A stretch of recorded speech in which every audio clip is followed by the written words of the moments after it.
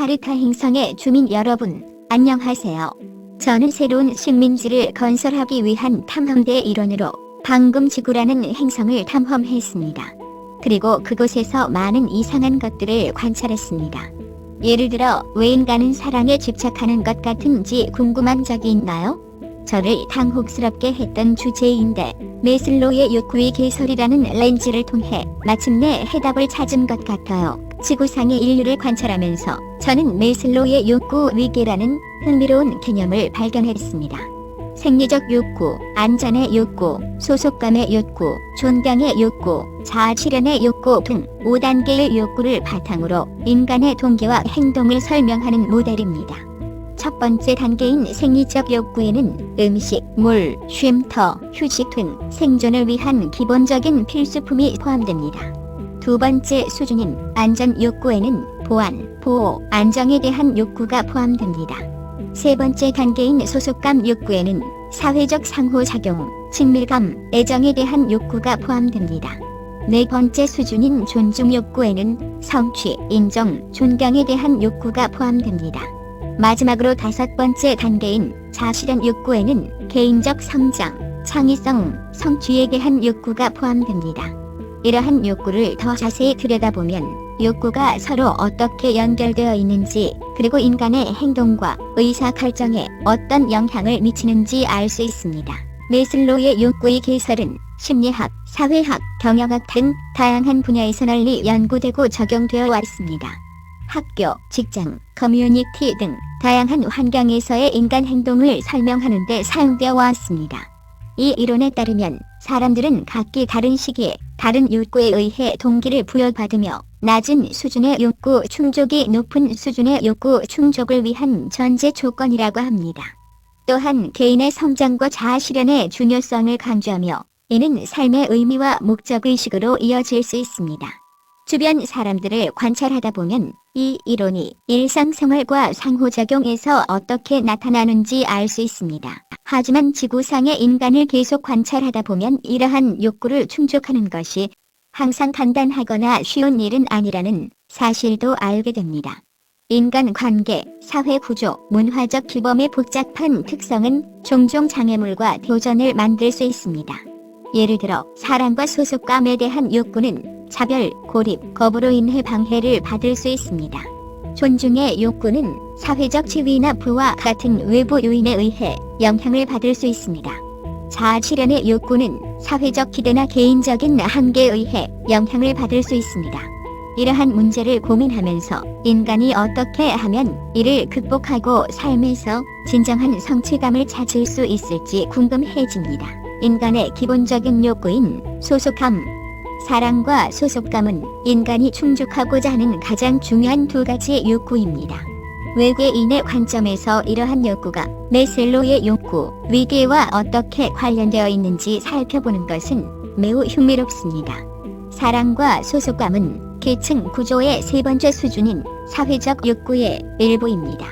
즉, 이러한 욕구를 충족하기 위해서는 먼저 생리적 욕구와 안전 욕구를 충족해야 합니다. 이러한 욕구가 충족되면 사랑과 소속감을 찾는 데 집중할 수 있습니다. 이러한 욕구가 충족되지 않으면 인간은 소외감, 외로움, 성취감을 느낄 수 있습니다. 인간은 다른 사람과 연결되고 사회적 유대를 형성하고자 하는 깊은 욕구를 가지고 있습니다. 강력한 소셜 네트워크는 정신적, 육체적 웰빙을 위해 필수적입니다. 사회적 연결에 대한 욕구는 생존에 대한 욕구와 비교될 정도로 매우 큽니다. 인간 행동에서 사랑과 소속감의 표현, 사랑과 소속감에 대한 욕구는 인간의 보편적인 경험입니다. 이는 역사, 문화권, 삶의 모든 단계에서 볼 수 있습니다. 예를 들어 영유아는 보호자에게 사랑과 애정을 받고 싶어 합니다. 청소년은 수용과 검증을 위해 또래 집단을 찾습니다. 성인은 연결에 대한 욕구를 충족하기 위해 낭만적인 관계와 우정을 형성합니다. 사랑과 소속감의 표현은 가족 모임, 종교적 관습, 커뮤니티 행사와 같은 문화적 전통에서도 볼 수 있습니다. 과학에 따르면 사회적 연결이 건강과 웰빙에 긍정적인 영향을 미칠 수 있다는 사실도 밝혀졌습니다. 예를 들어 연구에 따르면 소셜 네트워크가 강한 사람은 우울증과 불안에 시달릴 가능성이 적고 심장병이나 당뇨병과 같은 만성질환에 걸릴 위험이 낮다고 합니다. 사랑은 수세기 동안 인류가 연구하고 분석해온 개념입니다. 외계인 관찰자로서 사랑이 인간 행동에 어떤 영향을 미치는지 목격하는 것은 매우 흥미로운 일입니다. 사랑이 뇌와 신체에 미치는 심리적, 생리적 영향은 매우 심오합니다. 인간은 사랑을 경험할 때 뇌에서 도파민, 옥시토신, 세로토닌과 같은 화학물질을 분비하여 즐거움과 행복감을 느낍니다. 이는 자기 희생이나 이타주의와 같은 행동으로 이어질 수 있는데, 이는 개인이 자신의 행복보다 사랑하는 사람의 행복에 더 집중하게 되기 때문입니다. 사랑은 개인이 사랑하는 사람에게 도움이 되는 목표를 추구하도록 유도할 수 있기 때문에 의사결정과 동기부여에도 영향을 미칠 수 있습니다. 사랑은 인간의 행동에 큰 영향을 미치며 인간 경험에서 강력한 힘을 발휘한다는 것은 분명합니다. 사랑이 인간 행동에 미치는 영향을 진정으로 이해하려면 메슬로우의 욕구 위계설의 렌즈를 통해 살펴보는 것이 도움이 됩니다. 메슬로우의 이론의 핵심은 인간은 더 높은 수준의 성취를 이루기 전에 충족되어야 하는 일련의 기본 욕구를 가지고 있다는 것입니다. 개인이 소속감과 안정감을 느끼기 위해서는 다른 사람과 연결되어 있다고 느껴야 하기 때문에 사랑과 소속감은 이 계층 구조의 핵심 요소입니다. 개인이 사랑을 경험할 때 이러한 욕구를 충족하고 메슬로우 위계설의 가장 높은 단계인 자아실현에 더 가까이 다가갈 수 있습니다. 이는 창의성, 문제 해결, 개인적 성장과 같은 행동으로 이어질 수 있습니다. 사랑의 가장 흥미로운 측면 중 하나는 사랑이 다른 사람에 대한 개인의 행동에 긍정적이든 부정적이든 영향을 미칠 수 있다는 점입니다. 사랑은 이타적인 행동과 자기 희생을 불러일으킬 수 있지만 질투, 소유욕, 심지어 폭력 같은 부정적인 행동으로 이어질 수도 있습니다. 개인이 이러한 잠재적인 부정적인 결과를 인식하고 건강하고 균형 잡힌 사랑의 표현을 위해 노력하는 것이 중요합니다. 여기에는 자기 관리 연습, 경계 설정, 사랑하는 사람과 열린 마음으로 소통하기 등이 포함됩니다. 사랑이 건강하고 균형 잡힌 방식으로 표현될 때 개인과 사회 전체에 매우 긍정적인 영향을 미칠 수 있습니다. 저는 인간을 관찰하면서 메슬로우의 욕구의 기설이라는 흥미로운 개념을 발견했습니다. 메슬로우의 욕구의 기설은 인간의 욕구를 피라미드 형태로 배열하여 가장 아래 기본적인 생리적 욕구, 가장 위의 자아실현 욕구로 설명한 이론입니다. 사랑의 맥락에서 자아실현은 개인의 성장과 발전을 통해 자신의 잠재력을 최대한 실현하는 것을 의미합니다. 저는 사랑이 이 계층 구조에 어떻게 들어맞는지 궁금했고 더 자세히 관찰한 결과 사랑받고 있다는 느낌과 소속감을 느끼는 것이 인간의 근본적인 욕구라는 것을 깨달았습니다. 이 욕구를 충족시키지 못하면 피라미드의 가장 높은 단계에 도달할 수 없습니다. 외계인으로서 저는 이 점에 흥미를 느껴 사랑과 소속감의 욕구를 충족하는 것이 개인의 성장과 자아실현에 어떻게 기여할 수 있는지 연구하기 시작했습니다.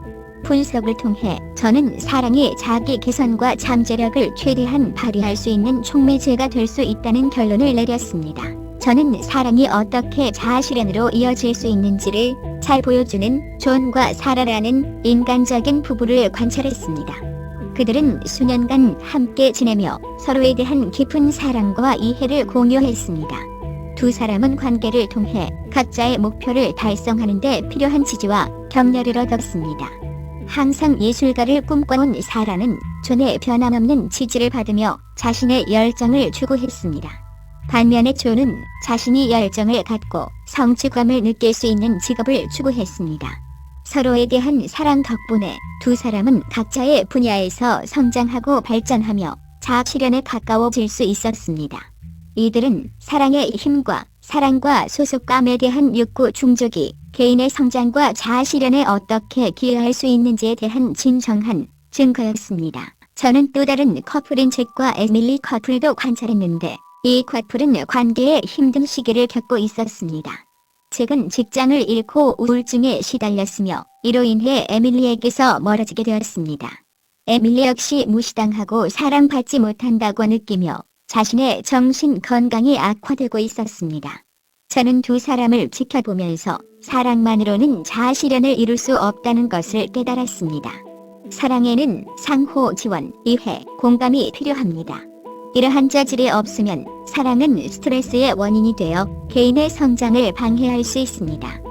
잭과 에밀리의 관계는 사랑은 모든 문제에 대한 마법의 해결책이 아니라 양쪽 모두의 노력과 헌신이 필요하다는 것을 일깨워줬습니다.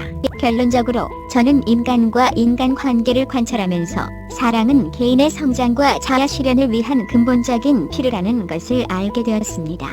단순히 누군가를 사랑하는 것만으로는 충분하지 않으며 개인의 성장으로 이어지려면 상호 지원, 이해, 공감이 필요합니다. 외계인으로서 저는 인간관계의 복잡성과 인간관계가 성장과 발전에 기여하는 방식에 매료되었습니다. 저는 인간 행동을 더 잘 이해하기 위해 이러한 관계를 계속 관찰하고 분석할 것입니다. 이것이 바로 매슬로우의 욕구위 개설의 렌즈를 통해 사랑을 이해하는 방법에 대해 배운 내용입니다.